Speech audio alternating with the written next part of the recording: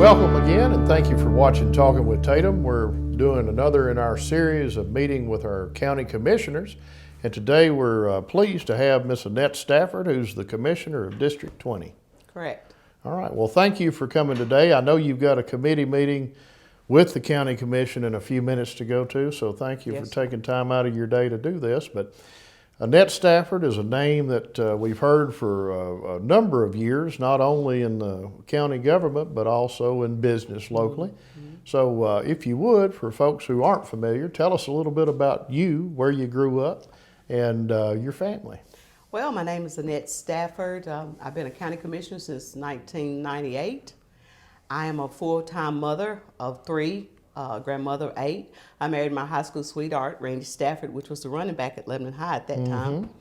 I'm a full-time realtor. I do everything full-time. I don't know how to go nothing half speed, so everything I do, I'm all in it, you know. I've been I've been a city council member for the city of Lebanon because the majority of my district serves the city, so that made sense. I've been in real estate since 1989, so I've been around town quite a while. I was born and raised in the Emma Court housing projects. I can tell you every project I lived in up there.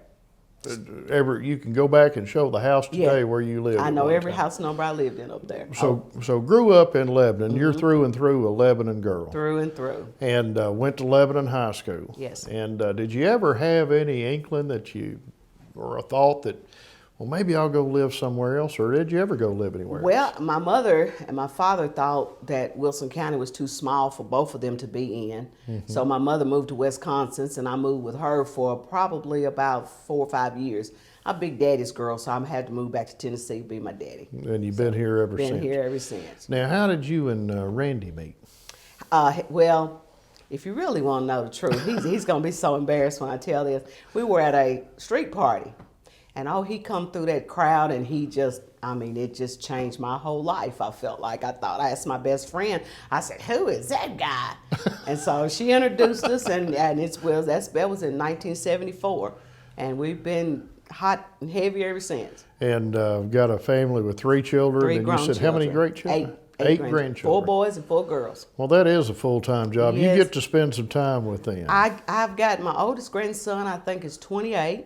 And my youngest granddaughter is 11. So I get all kind of news and events and knowing what's going on. If I don't understand one thing, I call this age group. And if I need to know something on the younger side, I call that group. So I've got all age groups. And you can, and what I found with grandkids a lot of times is they can help you program your TV remote control and do things on your phone. Well, it always costs me either I got to spend the night with you, or can we go to the movies, or we need to go to shopping. So it kind of costs you a little bit too. So that may be one of the things that keeps you so young. Yeah, there you go.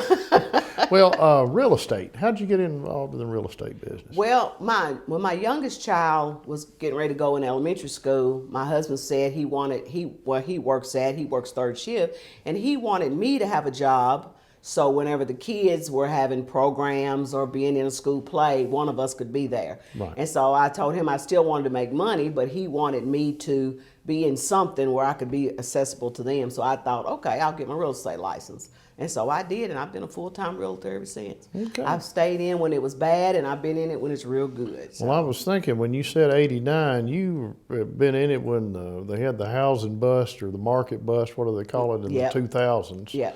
And you've seen interest rates a lot higher than what they are. I sold a house one time, the interest rate was 17%. 17%? 17%. I don't know how anybody could afford that. I don't know either. And I think that then their house note was probably about $700, but that might as well have been $1,000 or $1,500 a month, as it is now, most of it. So, been in a while. Well, when a person decides that they want to get involved in public service, public office, that's a big step. And it sounds like family is really important to you. I'm sure you and Mr. Stafford sat down and talked about it for a little bit, maybe even talked about it with your kids. When did you first run for office? I ran for my first term, well, the first and only time I ran was in 1989. I ran against 4 men, and I was the only one. Well, I had went to a real estate class one time, and this other realtor told me that if real estate is your life, politics better be your business. And I'm thinking, you know what, you're about right. And then I realized that I didn't understand nothing about government, never had a clue to even want to be in government. So some of my friends said, well, my grandmother told me since I was 8, I've always been outspoken. So she said, one day you're going to get in trouble. So my friend said, you know a lot of people, get in there and run. So I'm thinking, oh boy. And I thought 5 guys, the incumbent. So the incumbent come up, told me, he said, you know what? He said, I like you so much, I'm going to vote for you too. I said, but your name is on the ballot. He said, I don't care, I'm voting for you too. So all the ones that I was running against voted for me. And so there you have it. And I've been a pain in everybody's side ever since. So Now, was that for a county commission seat? as county commission seat. But you were on the city council in Lebanon. Yes. Did you serve both of those roles I did at the serve same both time? at the same time. And that was a very difficult task because the city operates completely different from the county. Okay. I had one term as the city council person. Fred Burton stepped out and didn't run, so everybody asked me to run, and I did. And then I think the city of Lebanon changed their rules to where you can't serve both offices. As crazy as it may sound, I was trying to follow Miss Ava Preston. Mm-hmm. If anybody know Miss Ava Preston, she ran the city and the county Right. at her whim. And she, of course, was married to Henry Preston, who was a Correct. Lebanon fire chief for a number of years. Mm-hmm. But I like that saying what you said. If your profession is real estate, Politics ought to be a business. that ought to be your business. Yeah. Now, being in government now and seeing how it works from the inside for so long, can you explain to me and people watching what that actually means? The first 4 years taught me a whole lot. I listened and I learned. A lot of them wouldn't talk to me when I first got up there because I'm the new kid on the block, and being outspoken as I am, I fooled them. I just listened because it's a learning experience. It's a lot to learn. It's a lot to understand. Politics is not like the regular business world. You got to learn to separate the two because government, as everybody knows, is extremely slow. Mm-hmm. So you have to learn the difference between the two. And the second term, I kind of learned a little bit more. But by the third term, I thought, oh boy, do I really know. Then the fourth term, I figured out I didn't know anything. And so now the fifth term, I feel like, okay, I've got it again. So who knows what'll happen next. Well, I've often said the older I get, the more I realize the less I know. The less I know. Yeah. So I currently serve as the education chair. I'm co-chair on the budget committee. I'm on health and welfare, and I'm on recreation. And that is, it takes a lot to be at everywhere at one time. You feel like everywhere you go and everything you do, you're representing the public. Mm-hmm. So you have to be very cautious and careful what you do. Well, of course, in that time that you've been on the county commission, we've seen the downturn in economics, but we're in a growth boom right now. And when you talk to anybody that serves in county government, mm-hmm. That is a recurring theme about growth. Other than growth, though, in your time on the county commission, what are some of the other things that you've been involved in or have seen happen that you say, you know, that was done right, or we could have done that better, or anything that stands out? When you stop and think, our oldest high school that we have in the county is only 18 years old. Wilson Central. Wilson Central. Yeah. When I first came on as county commissioner, they were talking about that and getting Wilson Central up and ready to go.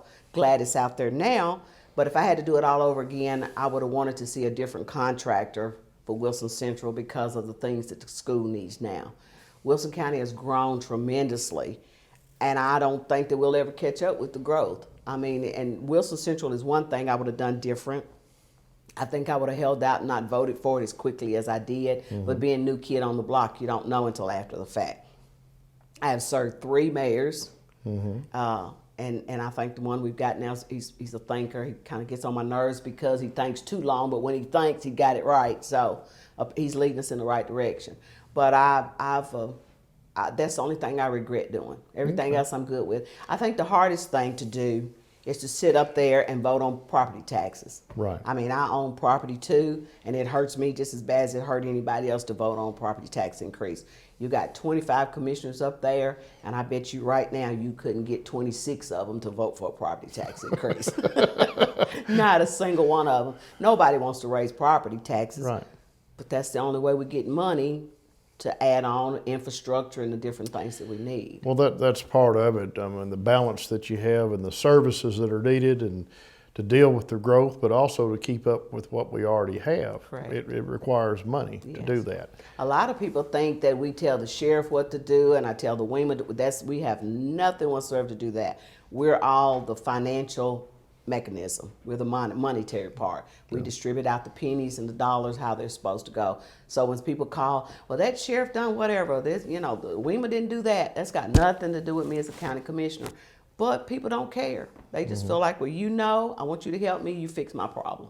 And that's a big part of what somebody in public service does is you get a call from a constituent that says, cars are driving too fast or the road needs to be fixed or whatever the case may is. You get calls like that. I get more of my calls come from people in the city because I'm a county commissioner, not a city council, and I don't care, you fix it, you take care of it. I had a woman from somebody else's district call me, well, I got a problem. I said, let me find out who your commissioner is. I don't want to know, I want you to do it. So I think it's the personal relationship, that people feel like they have with you, and I'm like, I'll call the commissioner, I say, now so-and-so want this, and they say, well, you go with me, we'll take care of it. So, I'm like, okay, you're public service, every day, all the time. Well, for folks that are watching and maybe not familiar with exactly where District 20 is, kind of give us an idea by road or street where it lays over the city. I go from the public square down by the election commission, as far out as the city limits to Charleston Ferry, which is pretty much by the cemetery there. Right. And then I go out as far as Upton Heights, split half into Forest Avenue, all the way back over to part of Cherry Street. So in from the square, and then mine fans back out to the city limits. So kind of on the east side. Right, of majority east side. Which is you're familiar with, having grown up in that area. Well, in this term, with years of experience that you've had and the growth that we're dealing with, we'll get back to that predominant word. Where do you see the county moving in the next few years, the remainder of this term and the future beyond that? I've often said that in years to come, you won't know when you leave Mount Juliet to get to Lebanon, and you won't know when you leave Lebanon to get to Watertown. I mean, you think it's just a particular area. It's sprouting up everywhere. Right. Everywhere there's vacant land or everywhere there's a farm being auctioned or sold. I say more so 109 area. You really won't know when you get from Gallatin to Lebanon to the point. So I feel like it's no particular place. It's just all Wilson County. It's just a hot spot to be. And it really and truly is, because most people don't want to live in Nashville because their property taxes are triple ours. Right. But yet and still they don't want to live in don't say DeKalb County, but they don't want to live in DeKalb County because that's a slower rural area. But I've sold some people houses in Lebanon so they can move up there because it was getting too fast paced for them. So Wilson County is just no particular area. It's just all around, everywhere. Well, as we wrap up here, I always like to give folks an opportunity. In years in public service, if there's somebody watching, young person in school, maybe in business getting started out, or maybe somebody who's retired, and they thought, I'd like to get involved more in government, serving, giving something back to the community. What kind of advice would you give somebody who wanted to get involved in public service? Now, this is going to be a really wild answer. Oh, no. I think it ought to be a federal law that everybody run for public office at least one time. Really? Yes, in order to see what it's really like. Because people stand on the outside looking in, they don't really think it's a big deal. But when I'm regulating your money, you need to get involved, see what's going on. Don't wait till something negative or bad happen. But I think it ought to be a federal law that everybody ought to run for office at least one time, and then they'll learn the respect of those hard-headed ones like me that don't know when it's time up and when it's time to quit. Well, anything else you wanted to touch on before we close out? This has been a great interview, and I appreciate the work that you do. Well, I thank you for doing that, but when it's a good interview, you know what I think? What? I got good material to work with. Listen at you. And one thing I do like to do is a little thank you, is to present you with a Talkin with Tatum coffee cup, or you can plant a flower in it. I'm going to drink coffee out of this every morning. Thank you so much. Thank you again for joining us.